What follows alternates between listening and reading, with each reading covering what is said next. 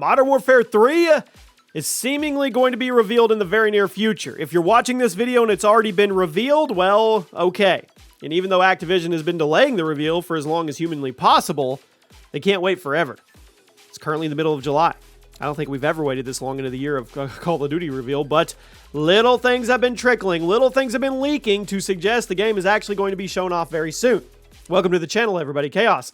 Today in this video, we're going to go over everything that we've heard in the last week or so about the game's reveal and the launch. And down in the comments, I want you to tell me what this game needs in order for you to actually be interested and play it and buy it. We've been very negative about this game on the channel so far, and honestly, I don't blame people for being so disinterested in it, but in this video, I'm going to try to go over the facts and the speculation, and hopefully we don't get too negative this time. You let me in the comments what you want from the game. Stick around. We have a lot to go over.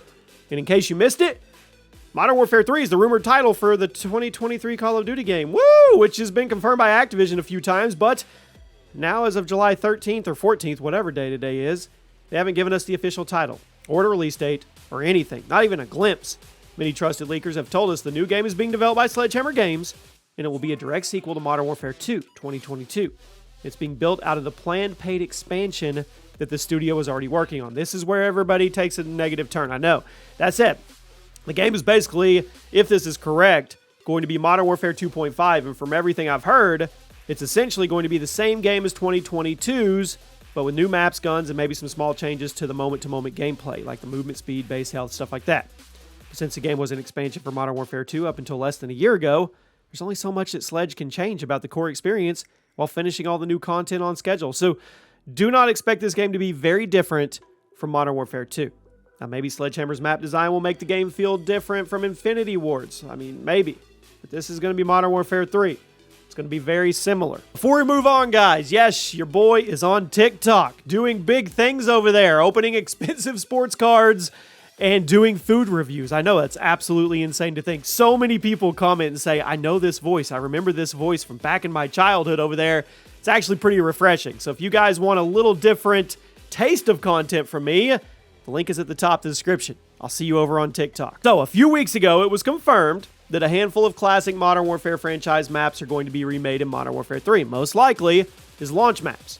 Now, I touched on this briefly in a recent video, but in case you missed it, both Scrapyard and Terminal from the original Modern Warfare 3 have had screenshots leaked from the new game and will presumably be in the multiplayer on launch day. And since this game is going to be made mostly out of recycled assets on a short schedule, I'm betting there's a few more classic COD maps in there when the game comes out. Now, I'll admit, this does make me a little more confident in Modern Warfare 3 than I otherwise would have been, even though I really don't like the gameplay of Modern Warfare 2, but having access to better, more fast-paced maps, that helps. That can improve the experience right out of the gate.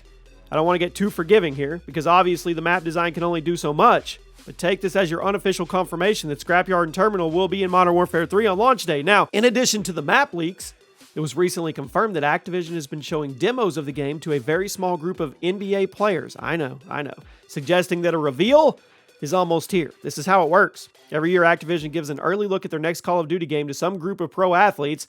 Not really sure where the tradition started or why, but it did. In the early years, it was cool to know that your favorite NFL or NBA player could be getting an early look at the new Call of Duty game. It was a mysterious and exciting way, but now the community gets annoyed with it when a group of athletes who might not even play Call of Duty get to see a game before any of those of us who are going to drop $70. And a lot of them don't even caption or reply right. You know it's all the kind of fake.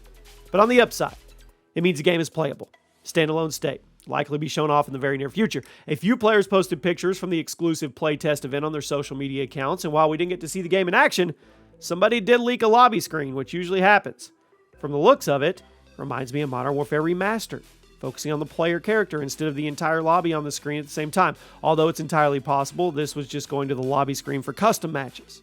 With all that being said, the mere fact that the game is being shown off in private events is a sign that the reveal is likely coming really soon. Activision knows that a ton of things usually leak during these preview events, so if they're confident in hosting them, they're gearing up for the official reveal. Now, I will admit, it's a little strange that barely anything from the game actually leaked during the NBA event. I mean, I was expecting to see blurry gameplay video shot on a potato, someone's Instagram story, maybe one of the players talking on Twitter about the game and then deleting the tweets because that's what happens every year. This event was almost bizarrely leak-free, which doesn't happen. Now, I do want to point out again how strange it is we haven't gotten an official reveal for the game or even a teaser. It's middle of July. Going back through COD history, I don't think we've ever waited this long to simply know what the title of the next game is. According to multiple sources, including a federal judge during the Activision FTC hearings, this game is coming out in November.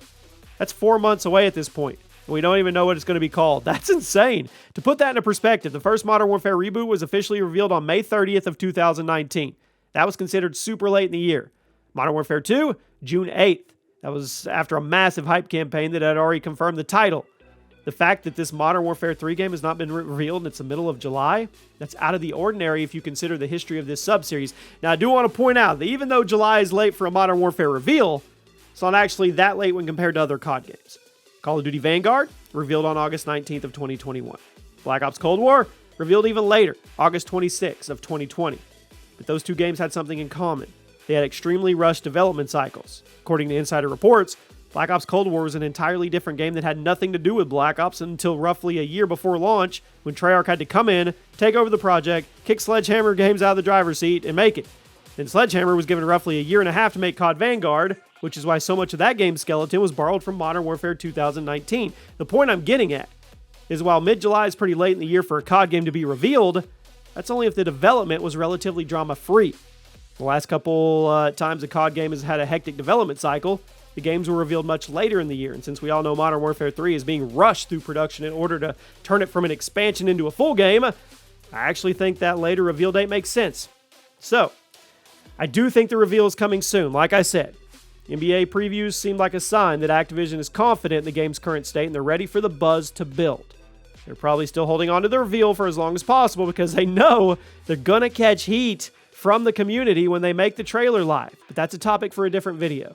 Put simply, the majority of the community is not going to be happy with Modern Warfare 2.5, especially after we were led to believe that Modern Warfare 2 would be a 2-year game. But at the end of the day, Activision has shareholders to answer to and the contracts to fulfill, so they're going to have to bite the bullet and show the game off. As for when that will be, my money is on the first week of August at the absolute latest.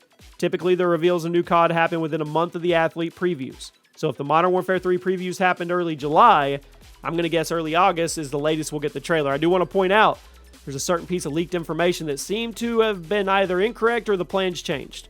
In case you missed it, the same people that leaked all the Modern Warfare 3 info that has turned out to be true also leaked a set of important dates for the game's launch and beta weekends.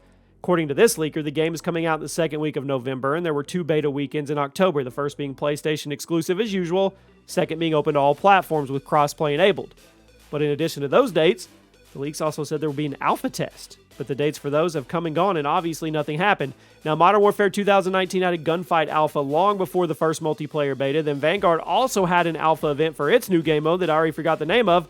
So I guess it's not shocking that Modern Warfare 3 may have had an alpha test, but they're gone. So it seems it was canceled. I actually have 2 theories why. First theory is perhaps the game wasn't ready to be seen on a wide scale with an alpha test at the time it was originally supposed to take place, so Activision decided to pull the plug instead of risk the embarrassment. Modern Warfare 3 is going to be fighting an uphill battle with the community anyway, so if Activision or Sledge were concerned with the first impression of a lackluster alpha test, I understand cutting the losses and canceling it. I also think it's possible that Activision was planning on revealing the game much earlier in the year, but after stepping in multiple controversies and assessing the community's opinions toward the state of the franchise, I think they decided to hold on to the reveal until later this year. I mean, that obviously would mean they would have to cancel the alpha as well, because they're not going to host an alpha of a game that they haven't revealed yet. It doesn't really make any sense, does it? So, once again, I think August 1st, or the first week of August, is the latest we get this reveal. I honestly feel that we are any day away from getting a leak for the title, maybe even some blurry screenshots or something like that. But what's going to happen is the floodgates are going to open, and when it's time, we're going to get so much information at once. What I'm worried about is all that information is going to be directly parallel and coincide with Modern Warfare 2 and be very, very similar. So maybe some people want that. Maybe some people enjoyed Modern Warfare 2. You guys let me know your thoughts and comments, and I'll keep you posted if anything breaks. When something breaks. It's not if. It's happening very, very soon.